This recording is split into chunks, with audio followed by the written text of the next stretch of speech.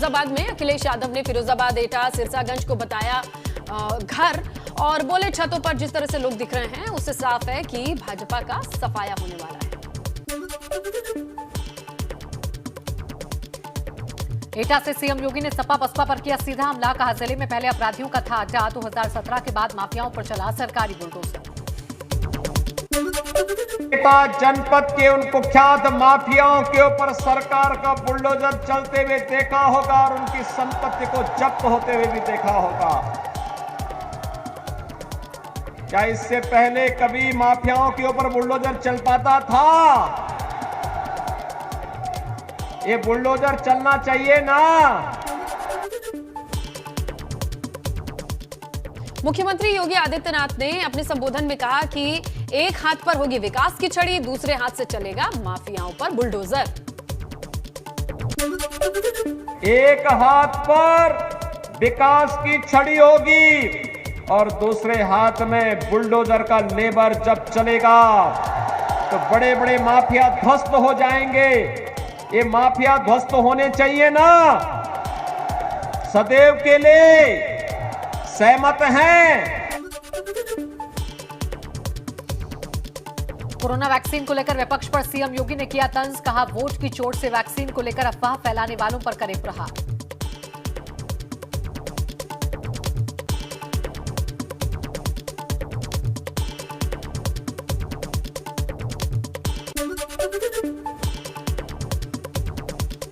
हाथरस से अखिलेश यादव ने फिर भाजपा पर किया प्रहार, कहा पहले चरण के चुनाव के बाद भाजपा के नेताओं की बदली भाषा, नेताओं पर झूठ बोलने का आरोप लगाया।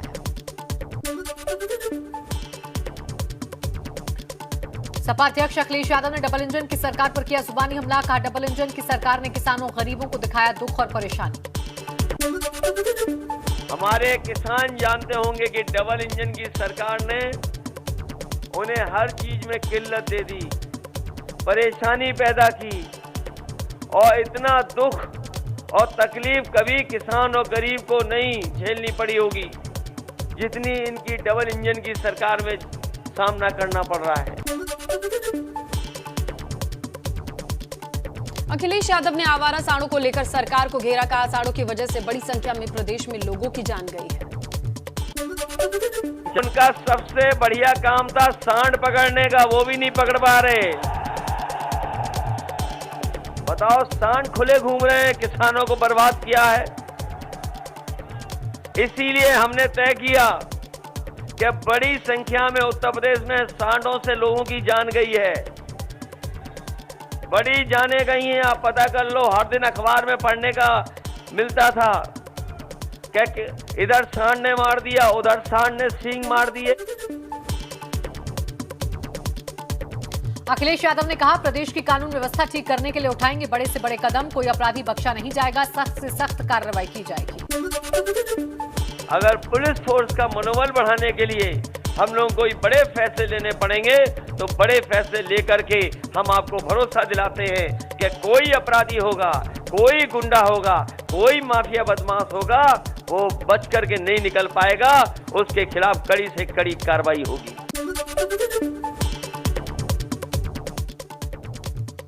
बसपा ने जारी की उम्मीदवारों की नई लिस्ट, 47 उम्मीदवारों के नामों का किया ऐलान। मऊ से प्रदेश अध्यक्ष भीमराज भर को बसपा का टिकट, मऊ से भाजपा के अशोक सिंह को टक्कर देंगे भीमराज भर, मऊ से मुख्तार अंसारी भी लड़ सकता है चुनाव।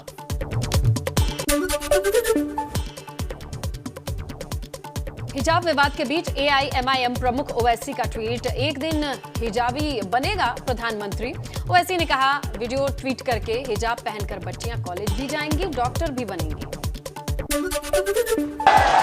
हिजाब निकाब पहनेंगे, कॉलेज को जाएंगे, डॉक्टर भी बनेंगे, कलेक्टर भी बनेंगे, एसडीएम भी बनेंगे, बिजनेसमैन भी बनेंगे। और एक दिन याद रखना तुम कांड की जनता, शायद मैं जिंदा नहीं रहूंगा, तुम देखना एक दिन इस देश की प्रधानमंत्री एक बच्ची हिजाब पहन के प्रधानमंत्री बनेगी।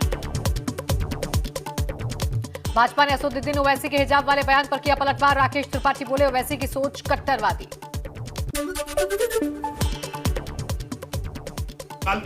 मुगलता ही रहेगा। वो जहां एक तरफ मुस्लिम महिलाओं को लगातार पर्दे में रखना चाहते हैं, ये उनकी दकियानूसी, संकीर्ण और कट्टरपंथी सोच है। लेकिन अब मुस्लिम लड़कियां और महिलाएं आगे बढ़ रही हैं, स्वावलंबी हो रही हैं। नरेंद्र मोदी की सरकार ने आज 3 तलाक से उन्मूलन देने का काम किया है, हज पर बिना महरम के जाने की छूट देने का काम किया है। इसलिए अब असदुद्दीन ओवैसी की इन बातों में अब मुस्लिम महिलाएं फंसने वाली नहीं है। कन्नौज से भाजपा सांसद सुब्रत पाठक ने अखिलेश यादव पर तंज कसा। कहा, इस चुनाव में ईवीएम पर आरोप भी लगाएंगे अखिलेश। सत्ता का दुरुपयोग करने वाले कभी दोबारा सत्ता में नहीं आएंगे। उन्होंने 17 में कांग्रेस के साथ में गठबंधन किया, उसका नतीजा सिफर रहा। फिर उसके बाद में उन्होंने बसपा और आलोद के साथ में गठबंधन, इससे बड़ा कोई गठबंधन हो ही नहीं सकता था उत्तर प्रदेश में, लेकिन उसके बाद भी नतीजा शून्य रहा। और इस चुनाव में भी अखिलेश जी जब 10 तारीख आएगी तो आप देख लीजिएगा, वो एक बार फिर से ईवीएम के ऊपर आरोप लगाएंगे। इसके सिवा कोई रास्ता नहीं होगा। 21 फरवरी को अरविंद केजरीवाल की लखनऊ में रैली। लखनऊ में 23 फरवरी को चौथे चरण में है मतदान। चौथे चरण में प्रचार का अंतिम दिन है 21 फरवरी।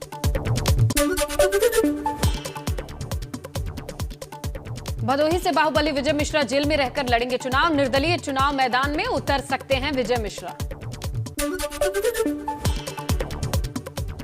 बसपा सुप्रीमो मायावती का भाजपा पर बड़ा हमला। ट्वीट कर विकास के दावों को लेकर मायावती ने उठाए सवाल। कहा, भाजपा का विकास का दावा कितना उचित? इंडिया शाइनिंग का भाजपा का दावा कितना उचित? शिवपाल सिंह यादव ने ट्वीट करके कहा, अवसर न मिलने से योग्यता कुंठित हो जाती है। एक बड़ी आबादी को अवसर का इंतजार है। लोहिया जी का सपना तभी होगा साकार। सीएम धामी ने उत्तराखंड की जनता से की अपील। सुबह सुबह पहले मतदान करें, फिर जलपान। ऐसी सरकार चुने जो उत्तराखंड का करे विकास।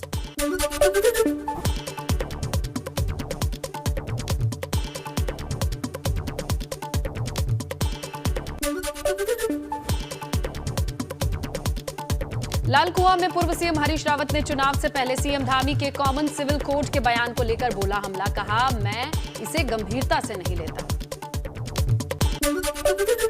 मैं उसको गंभीरता से नहीं लेता और मैं जानता हूं उनकी पार्टी ने भी गंभीरता से इस बयान को नहीं लिया होगा, क्योंकि हर कोई जानता है कॉमन सिविल कोड का मामला जो है तो केंद्र सरकार का विषय, केंद्र सरकार करेगी उसमें जो कुछ भी निर्णय करना है। यूपी में तीसरे चरण के रण में पीएम मोदी ने भी झोंकी ताकत। कल कानपुर देहात के अकबरपुर में करेंगे चुनाव प्रचार। 12 बजे होगी पीएम मोदी की रैली।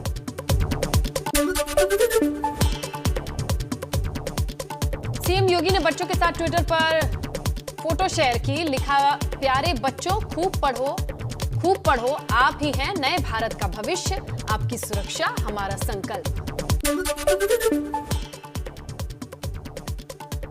फतेहपुर में कारागार मंत्री जयकुमार जैकी के विरोध का वीडियो वायरल। बसपा प्रत्याशी सुशील पटेल के समर्थकों ने किया विरोध। शहबाजपुर गांव का बताया जा रहा वीडियो।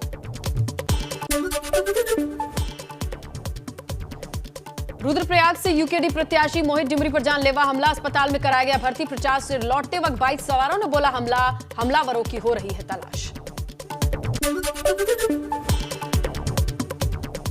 अमरोहा में बसपा प्रत्याशी नावेद अयाज पर जानलेवा हमला। कार पर फायरिंग कर मौके से फरार हुए अज्ञात बदमाश। प्रचार से लौटते वक्त किया गया हमला। बिजनौर रोड का मामला।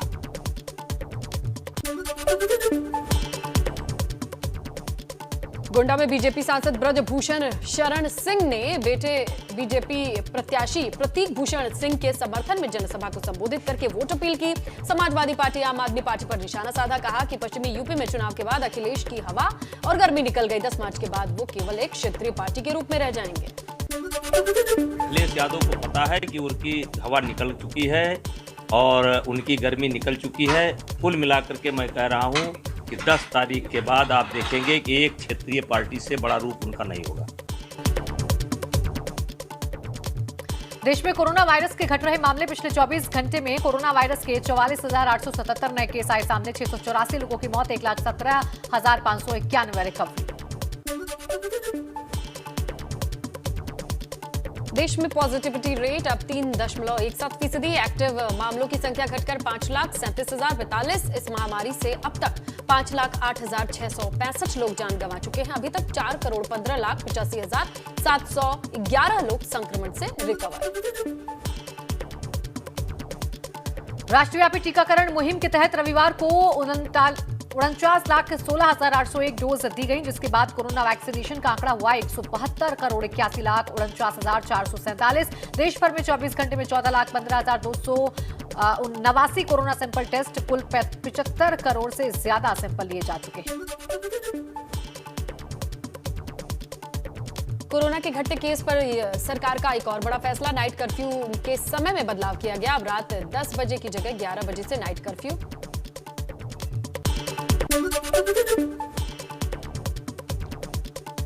प्रयागराज में शनिवार को मिले 43 नए कोरोना पॉजिटिव। जिले में एक्टिव मरीजों की संख्या हुई 555। होम आइसोलेशन से 113 और अस्पताल से 2 और लोग हुए डिस्चार्ज।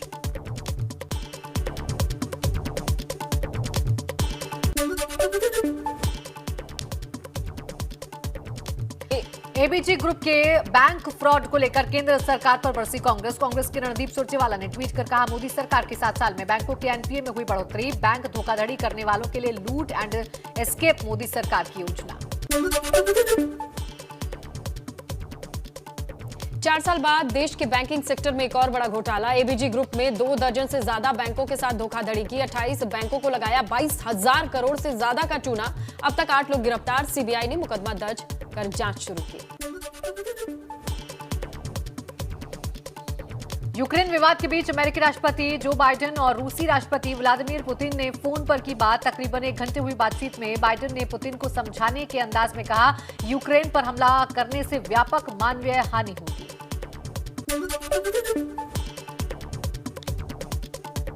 आईपीएल की मेगा नीलामी में ऑस्ट्रेलिया के सलामी बल्लेबाज डेविड वार्नर को दिल्ली कैपिटल्स टीम ने खरीदा। वार्नर पर 6 करोड़ 25 लाख रुपए खर्च किया गया। अब वो हैदराबाद की जगह दिल्ली के लिए खेलते नजर आएंगे। 25 साल के आवेश खान को आईपीएल की नई टीम लखनऊ सुपर जॉइंट्स ने 10 करोड़ रुपए में खरीदा। इसी के साथ आवेश खान आईपीएल इतिहास के सबसे महंगे अनकैप्ड प्लेयर बन गए।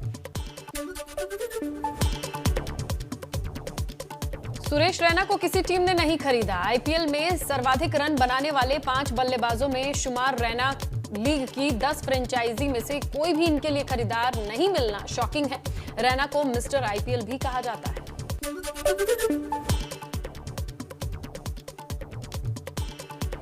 गंगूबाई काठियावाड़ी फिल्म के प्रमोशन के दौरान आलिया भट्ट के साथ रणवीर सिंह ने लगाए ठुमके। ढोलीड़ा गाने पर उनके हुक स्टेप्स को मैच करते हुए किया धमाकेदार डांस। दोनों के डांस का वीडियो सोशल मीडिया पर वायरल।